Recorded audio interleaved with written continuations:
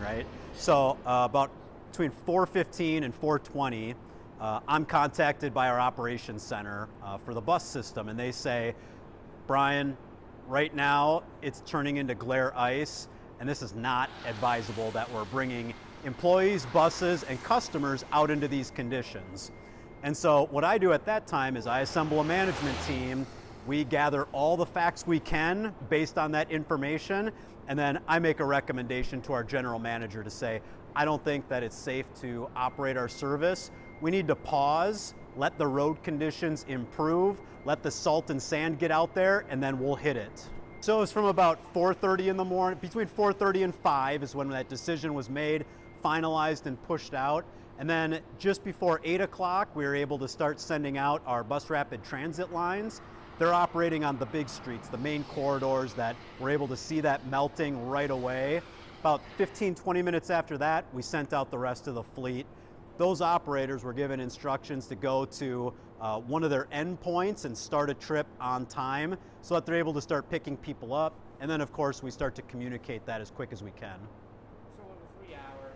Yeah, about three and a half hours of that interruption that we had anticipated, and we were happy it was relatively brief, although we know it was very inconvenient. And we were very sensitive, and part of the discussions and the things that are running through my checklist include people that are needing to go to work or get to early appointments, our essential workers that are counting on us to get to their jobs. And then of course the students, because we know that it's a real challenge in that 4 to 5 a.m. time when things deteriorate so quickly, for anyone to make a decision about canceling an entire school day when we know that it's most likely going to be a relatively short-term problem. Any idea what type of ridership we're talking just in that 5 to 8 a.m. time? Yeah, I mean, we're a big operation, and so we're seeing tens of thousands of people riding our buses throughout that morning rush hour. And so, again, it's a decision we definitely didn't make lightly. Fortunately, we were able to continue operating our light rail trains and the North Star service, and some of it was a function of where we were experiencing the worst of the icing.